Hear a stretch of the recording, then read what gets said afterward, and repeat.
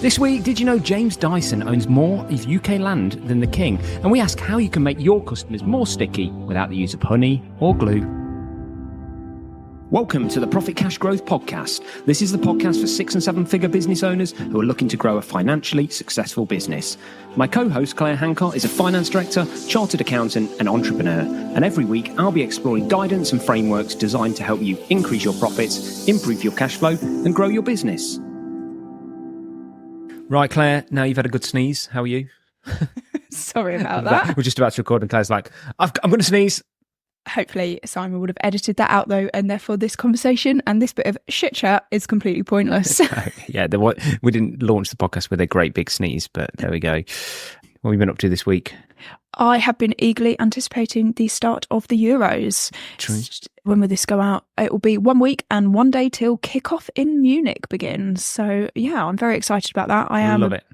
Love a good football tournament. You don't really love a good football tournament, I like do the you? Euros and the World Cup because it's always in summer and everyone it's the drink and the sun and everything. It's great. I love all that. I love the atmosphere around it and everything. I'm not a big football fan, but I do like to, when it's England, I do like it. It's great. Yeah, I think definitely though, I have got the sports bug in this relationship. As we said the other day, I am either playing sports, watching sports, or not at the moment. recovering. You're not. No, not at the moment. Not at the moment. I am out gymming you at the moment. That is for sure. Why is that, Claire? A potentially fractured ankle after a little netball injury. So yeah, I'm feeling a bit sorry for myself, hobbling around with an incredibly bruised and swollen ankle right now. Wow. Well, your friend's given you a free HelloFresh box with the limited amounts of protein to help build that bone and muscle back up anyway, hasn't it? Unfortunately. Because it's vegan and vegetarian. But we can add some protein into that to aid my recovery. I love the way that you've taken the vegan and vegetarian HelloFresh box, and every recipe you look at, you're like, yeah, we'll just add a load of meat to that. Yeah, we'll just add a load of meat and cheese to that. Yeah, we'll just add a load of meat and cheese to that. So the answer to making everything in your view better is just fill it with meat. Meat it up, yeah. Meat it right up.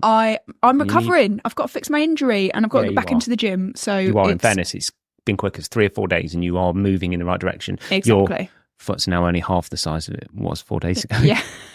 Anyway, let's move on to this week's news story of the week.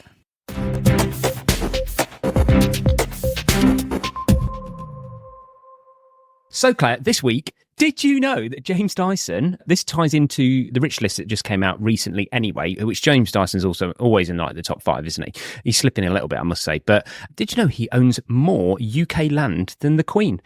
Well, I said the Queen. It's not the Queen anymore, is it? It'd be the King, wouldn't it? Why was the headline the Queen? This must have been an old article. Yeah, 33,000 acres of farmland. In fact, it's quite ironic that you made that little slip there and referred to it as the Queen, because when I was watching the FA Cup final, the poor woman that was singing the national anthem also said, "God save the Queen." So it's obviously not sunk in for everybody yet that we now have a king and not a queen. I call this a news story. It's more of an old story. This isn't a new thing. I just didn't know this. I heard somebody else talking about it, and I was just like, "This is really interesting. Let's unpack this and see what this is all about." But it is really interesting because I think most people's initial reaction when they read this, they'll just assume that James Dyson comes from a family of landowners, and he did come from a not amazing wealth, but he was brought up in a nice country house in Norfolk, and he does come from a bit of money because him an unfair and advantage, as they say. Many of the generations before him all went to private school. So I think we're not claiming that it's a rags to riches story. Nonetheless, the reason that he owns so much land is because Dyson is not actually just a vacuum cleaning company anymore, is it? In fact, Dyson Farming is the largest farming business in the UK, and I just thought that was staggering. Absolutely staggering. It's wild. He's got houses all over the place. Doddington Park, house in Chelsea, house in Norfolk, and these all have land around them and various other things. So, yeah, I mean, obviously, let's not beat around the bush. This is vastly to do with inheritance tax, isn't it?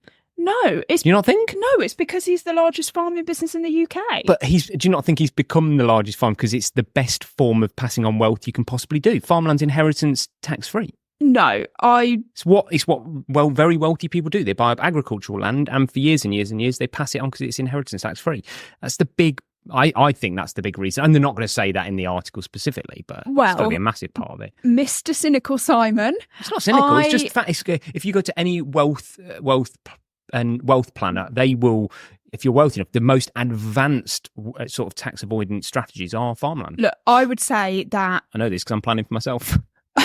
I may be vastly misjudging James Dyson, but he is such a philanthropist. I do not get the impression that he is buying so much of the UK purely for tax reasons. You know, we look at how he reacted in COVID when he deployed so many of his business's resource at a cost to him to work on building breathing equipment, ventilators and things like that in the COVID crisis. He gives literally millions and millions of pounds every year to charity, and he is very, very well known for a lot of the work that he does. So I don't believe that the reason he's buying land is for tax reasons. Not primarily, but a good business person always has two angles to what they're doing, don't they? They go, that's great, I want to do that, but also obviously this fits really nicely because it's inheritance tax free when I pass it on to my family. But he is building a huge farming business. He's talked quite a lot about the instability and the food security crisis that the UK could potentially face because we import so much of our food. But nobody wants to, if you're a good business person, your priority is to build a farming business because farming's not particularly lucrative. It's terribly difficult to make a profit. And it's steeped in regulation. It's a horrible industry to go in. So hence I double back to my primary, maybe inheritance tax and owning land. I mean, wealthy people own land because land goes up in value, and you know, land can be rentable and can generate an income. It's just the thing that very wealthy people do, and I think you can look at it whichever way you like, but primarily I think that's the benefit of why he's doing it. But I'm pleased that he's doing good things with the land that he does own. He's not just sitting on it, he's actually farming it. Yeah, I mean, the biggest farming business in the UK, I don't even think we can begin to comprehend how much food most of us must eat on a daily basis that comes from James Dyson's farm. So, I think it is a business, it is humongous, and it's going to be needed more and more. So it's a growing market. So actually, from a business perspective, I think it is probably a really great industry to be in. Historically, UK, if you look at our food prices around the world, they've been rock bottom compared to other countries. And therefore, we are going to start paying more for our food, but it will be better quality. And we will start growing more in the UK and relying less on imports. And so therefore, I just think this is going to be an industry that actually really tough at the moment, but long term, I think it's going to be very lucrative. Yeah, and I think he'll be fine as long as we keep buying his new £600 electric mop that he's just launched. What do you reckon about that? Yeah, that is true. I mean, the prices of buying the Dyson products are balmy. A mop? I mean, do we need an electric mop? I don't know. No, but we didn't need a £600 vacuum cleaner either, and the £400 no, but they were better. Hairdryer. They were loads, but they are loads better than what's come before. You know, that hairdryer, I mean, God, I sound like a hairdryer connoisseur, but I do use your hairdryer. It is good, isn't it? It's a hairdryer. Way better than a hair, I would say, but it still functionally does. Well, it doesn't. I never take that hairdryer with me anywhere. I bought that hairdryer. Feels like it's going to last forever, though. Like forever. I agree. It seems very good quality. You could buy a £50 one and swap it every 5 years. That feels like it's going to last your lifetime. I reckon you'll still be drying your hair with that when you're 90. Yeah, but the hairdryer before that I probably had for 15 years as well, and it probably cost me about £10 from Argos. So from that perspective... You're not arguing why you bought that. No, well, I bought it because I get very static hair, and it claimed to stop the staticness. So I spent £400 on this bloody hairdryer, and I've still got static hair. And good marketing, yeah? Every time I go away for, stay in a hotel, stay at a friend's house, I would never, ever dream of taking my hairdryer with me. I just use whatever hairdryer is available, and I can't notice any difference whatsoever. So it's the same reason people buy Teslas, isn't it? The whole Dyson thing. Like, it is... Yeah. I guess like the mentality of it, it's just like it seems you don't need it. It's just it somehow like a very luxury, good quality product. They've got and they make some really great marketing claims. I'm not saying their marketing claims are wrong, but can it cure my wildly static hair? No, it can't. So, well, let's move on to this week's deep dive, which is how to make your customers more sticky. So, and we do you don't not mean cover them in honey, physically sticky. No. What a shame. You do like bees. We talked about World Bee Day the other week. And yes, I really wanted us to go on a bee. No, don't go down it. Move on. We're not talking about that. So how do you make your customers more sticky? What you mean is how do you, increase retention of your customers? That's what you're talking about, isn't it? And this is because you've just done a big, smart move with one of your clients, and then we're going to expand on other things that can be done as well, isn't it? Yeah, absolutely. So I have been working with a client for a number of years now. and they are looking exiting their business because they're nearing retirement age. So whether that's exiting the business with a management team in place and they retain ownership, or whether they sell the business. But one of the key things that we needed to do was achieve certainty. And when I say certainty, I mean certainty of like a minimum amount of sales every month, because this business it basically does logistics of cars. So they don't have any contracts at the moment. And the reason is because they specialize mostly in like event work and film work and things like that. So they're this type of business that starts from zero every month. They've got customers that are repeat spending with them, but every job is quoted as an individual job and there's never a guarantee of more work. And so we saw this as a significant risk, not only for the business at the moment, but also looking from like a buyer's perspective of a buyer coming into the business. They would look at this and say, well, what if we don't get sales next month? Who is the person responsible for getting those sales? And what if something happens to them? So we were looking at this from a risk perspective. And the obvious thing was to say, okay, well, we need to get some contracts, but it was impossible to get contracts because without knowing the details of the job, we couldn't quote. So we couldn't put any pricing in the contract. And the customers didn't know how many jobs they were going to be able to give us. So they couldn't guarantee any quantities or anything like that. So it was kind of business. And I'm sure lots of small businesses are like this, where a contract just doesn't work. You can't sign your customers into anything. Yeah, they often work purely on gentlemen's agreements and various other things. I know this client, doesn't have any contracts with, well, didn't until this point. And this is what this process is all about. The challenges with that is it makes the business wholly unsaleable. Not wholly, but it's a bigger risk factor. The contract and the fact that the owner is integral, is key man driven with the owner. Yeah. Those two things make your business unsaleable. You have to deal with both of them. They're the two key things. Yeah. The person needs to buy a business knowing that all the customers can walk out tomorrow, because you just wouldn't do that. That's major. And the same when the business owner walks out, that it keeps running. So you've got a management team that works without you in it. And, they're kind of the big ones, isn't it? Yeah. So we dealt with that by having conversations. We've actually secured 3 customers now that are worth like multi 6-figure contracts a year. So this is the sort of size that we're talking about. But what we did is we started by approaching one of the biggest customers, and we said, look, we know that you're working with us predominantly. They gave probably about 50 to 60% of their contracts to this particular business. And we said, look, we know we get most of your work, but we know that you're using our competitors too. And what we want to do is improve our service and our relationship so that the only company that you use is us. And that was the conversation that we had. And we ended up coming to an agreement where we said, could we put pricing into a contract or something like that? And we had all these barriers, the reasons why we couldn't put pricing into the contract. And we ended up coming to what I would say was a little bit like a gentleman's agreement, where we agreed that the intention of customer A was to give all the business to the supplier, and the intention of the supplier was to be able to deliver on 100% of their needs. We used to call this in the corporate world, when you couldn't do an exclusivity agreement, you call it a preferred supplier agreement. Yeah, exactly. A preferred supplier agreement, or an intention agreement. First refusal, that type of contractual agreement, that you would go to them first, give them the opportunity to quote or various other things. Doesn't mean that they'll give them the business, because if the price isn't right and various other things, but first right of refusal type of thing. Yeah. Interesting. And what's that done for the business? Oh, it's been incredible. So overnight, they have got all of the work that was going to the competitor. So they've gone, I think this customer in particular was worth currently about 100k to them, and now they've done about 150k already just for this one customer. And that's just one customer, and we're now rolling out the same sort of structure.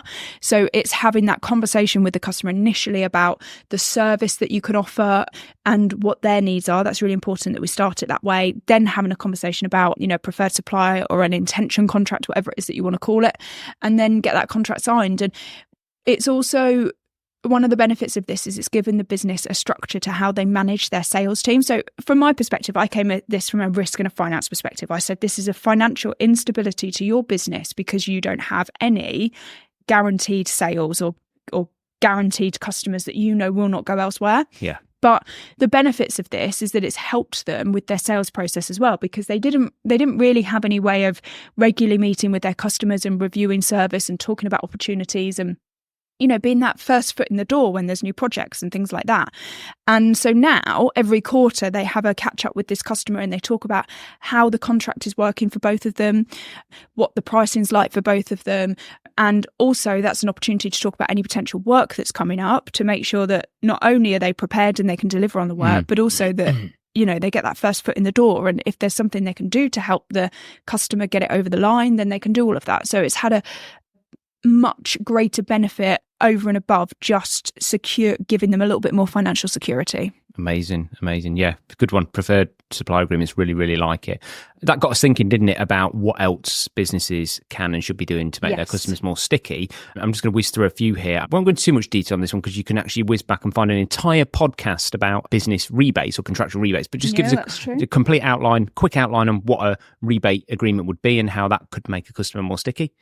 Yeah, so a rebate would be that you would say to a customer, if you spend £100,000 with me in 12 months, I'll give you 1% back at the end of that 12 months. So it's that type of agreement where it's over a period of time and they get a kickback at the end of it if they hit certain targets. And that can be quite powerful if your customer is trying to push you on pricing. You don't want to, if a customer say to you, oh, I'm going to do loads of business with you if you give me a cheaper price, you're like, well, I can't give you a cheaper price now, but if you do hit those targets, you'll get the kickback at the end. Yeah, so it could be a really great tool for managing those pricing conversations. I've been in loads of businesses that have used rebates and in a big way. Talking of British Airways in the last podcast, we had a big rebate agreement with British Airways. So really good way of getting people to actually ratchet up and spend more and increase their average customer spend. And also just a really quick tip, use this with your suppliers too. Ask your suppliers for rebates because most suppliers will give it to you and it just gives you that little bit extra money back every year. It's a little bit similar to what kind of the retailers do, like Tesco, where they pay for payment. I was thinking more promotional payment. So it's like, if you want to list your product with us, before you even put one product on the shelf, pay us 20 grand. It's like, I don't know how, a listing agreement. So you used to do this in newspapers and magazines. So if you wanted to have your magazine stocked in WH Smith, because they've only got so much shelf space. So minimum spend. Kind of. Or they just say it costs 10 grand. So, do that. So we've also got auto-renewal clauses. So, I mean, these have become 10 a penny now, haven't they? I mean, most things are on an auto-renewal. And things like that.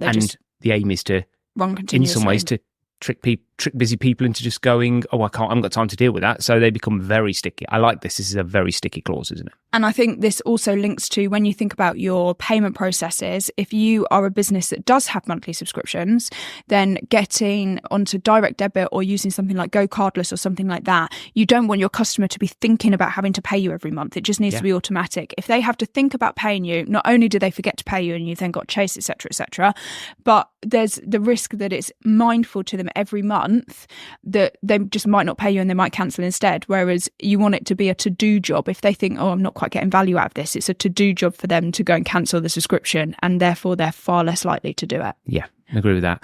And then we've got early renewal discounts. What do you mean by this, Simon? Early renewal discounts is sort of getting hold of a customer contract, and rather than wait till a big event date when the contract ends, is actually to approach them early and actually offer them an incentive to renew the contract or start the contract or sign up to the contract before they hit that event date. So almost not giving them time to strategize and think about their plan ahead of. Yeah, and that's a really key thing to get in a customer. If you've got a 12-month contract, start having that conversation with the customer, even as early as 6 months with them, because if it's going to take you a few months to get that contract in place, and what that does prevent them doing is they're probably that early on unlikely to be approaching your competitors and saying, can we have a competitive quote? Yeah, and avoids tender. So we used to use this a lot. It used to work really well. It was like, we're going to do X, Y, and Z. If you agree to agree to it now early, we used to always go in early with our contracts. It really, really worked. And it also just, the competitors hated it because it just kept them out for another 4 years. Like the tender's gone now. Yeah. I mean, in small businesses, you're unlikely to have these really long tenders.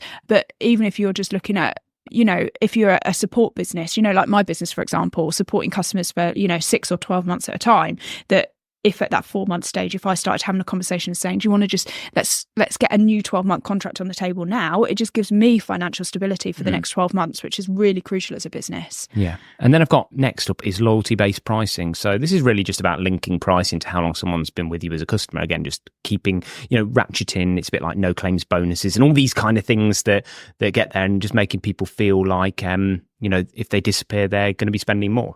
Well, this is a really interesting one, actually, because when I worked as a finance director, I was responsible for the pricing team. And this is something that we debated time upon time, that this whole conversation started, this podcast was about making customers more sticky, because the longer a customer has been with you, the more likely they are to stay with you.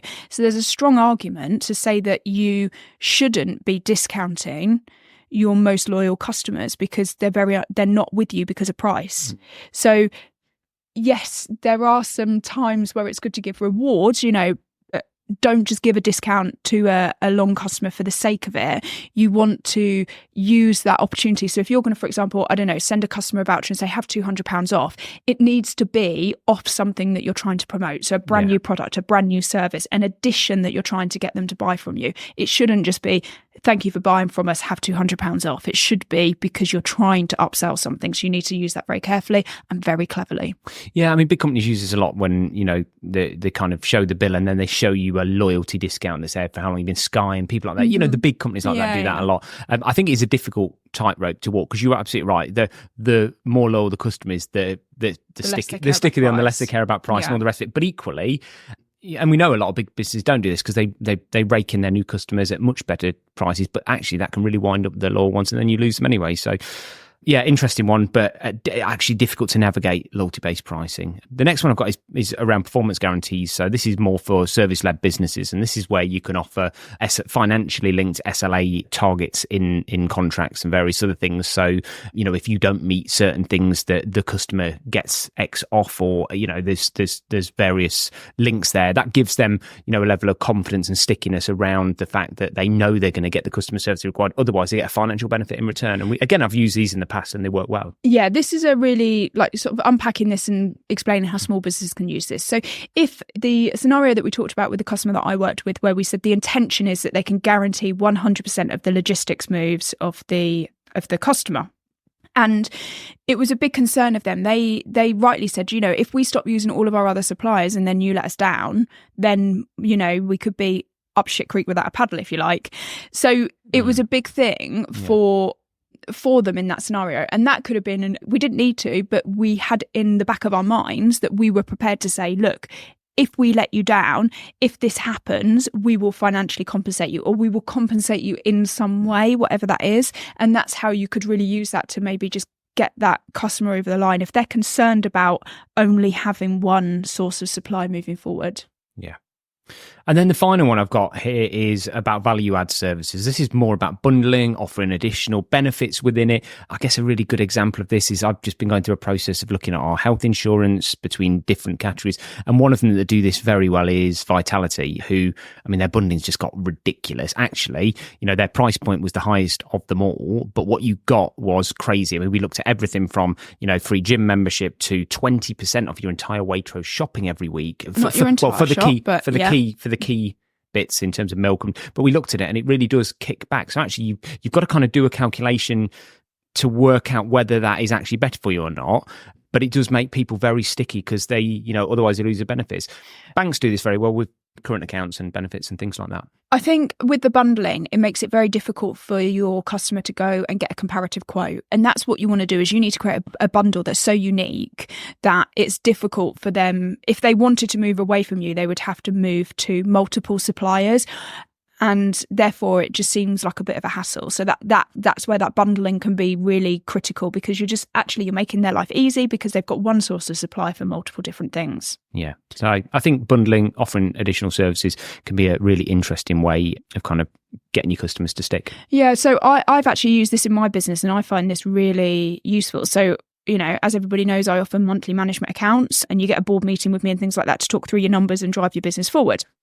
But I noticed that a lot of my customers were saying to me that they find dealing with their bookkeeper a headache because their bookkeeper's always chasing them and asking them questions and things like that. So I was like, well, look, I'll deal with that for you. I'll be the one point of Funnel supply. It through. Yeah. Funnel everything through me. I'll essentially act as your finance director in every way. I won't just do your management accounts. I'll be your finance director. And so they can bolt on what I call like a bookkeeping assurance. So not only will I be that point of contact for the bookkeeper, but I'll also check what the bookkeeper's doing and make sure, because I'm more qualified than a bookkeeper, I'll make sure that what they're doing is correct. So yeah, it's a really good really good value add service, because the business owner doesn't even know, it's that unless they go through the qualification and become a bookkeeper, that it's hard to manage the bookkeeper. Yeah. Whereas giving it to someone who's SEMA qualified, ACA qualified, you can really, really just hone down and and keep an eye on that bookkeeper and make sure. That's a great way that I can make my customers more sticky, because they could easily go and get management accounts somewhere else. There are lots of people out there that do what I do. Not lots of people, but there are people out there.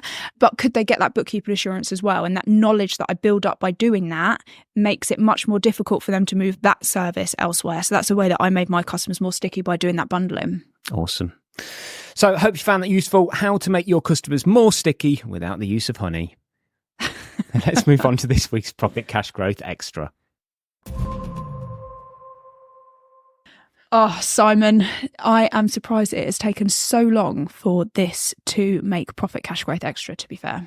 Yeah, I really like this. For me, this one is Udemy, and Udemy is a self-learning, self-studying platform with lots of kind of step-by-step video tutorials. Now, I used this when we were on holiday the other week for the sort of second time, and completely learned how to do Google PPC from these guys who put together a fantastic course. The course costs like 50 quid, and I really enjoyed the fact that, it tracks exactly where you are in the, so you can come and go into it. I actually really like the fact that I said this to you, didn't I? That I actually like the fact that it wouldn't allow me to increase the speed of the video, like you can on YouTube and things like that, above the normal speed. So it kind of forces you to really take it in. Yeah, so Udemy is like YouTube, isn't it? Just in a much more structured way. So people that provide training, they create video courses and upload them onto Udemy. And you can buy there's actually some free stuff on Udemy. And, most of the courses range from about £10 to £50 actually. So it's quite reasonable in price, right up to literally you get, courses at thousands of pounds on there. But you have done several courses on Udemy. It's not the first time you've used it, is it? But you've used it recently for pay-per-click. You've just also done a Facebook ads one as well. Topped up your skills in Facebook ads as well. There's all sorts on there. You can learn finance. You can learn health and safety. There is so much that you can. It's wild. On there. It's just everything. And they do the keep your eye out, because they do these big kind of massive discount off days where for like 5 days they're like, oh, every course is £11, and it's like, it's down from 50 quid to £11. So the Facebook ads one should have been 50 quid. I paid 50 quid for the Google one, and it was down at 11 quid, and it's just like a bargain. I mean, it's just great if you're into self-learning. It's a different way of learning to, a book I like reading as well. And actually, as you saw with the Google pay-per-click, I got a really good book, and I got the Udemy as well. I actually did both, and both added different levels of value at different tiers, but it's different types of learning. A book can't really give you that step by step, so you can sit with your screen on one and the screen on the other, whereas it can give you more insightful information, I think, often. Yeah. I also think that a key part of retaining employees in today's world is about learning and development as well. Not only retaining them, but also it keeps them more engaged, teaches them new skills and things like that. So I've worked in businesses where employees have got a learning budget, and this is, bite-sized courses that, like a tenner a time or 50 quid a time. It might be that you could even use this and maybe give your employees a budget to spend on Udemy on related topics too. It's a really good idea.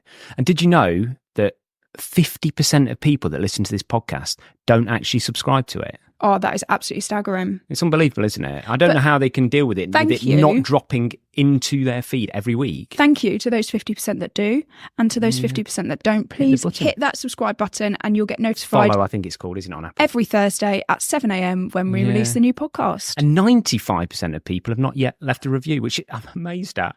I mean, if we could just ask one favour, if you do enjoy this podcast, just hit the 5 stars, hit the like, leave us a review, whatever it is, depending on the platform that you use. What that does is that just really helps us boost this podcast to other small business owners and really help everybody increase their profits, their cash flow, grow their business and boost their business skills. Yeah, and head over to the YouTube channel, Profit Cash Growth. Head over to the website, profitcashgrowth.com, if you want to have a look at all of the various services that Claire offers to help you grow your business. And if there's any topics that you are interested in and you would like us to cover either on the YouTube channel or on the podcast, do drop us an email at marketing@profitcashgrowth.com and we will do our very best to cover the topic for you. Great. And we'll see you again next week.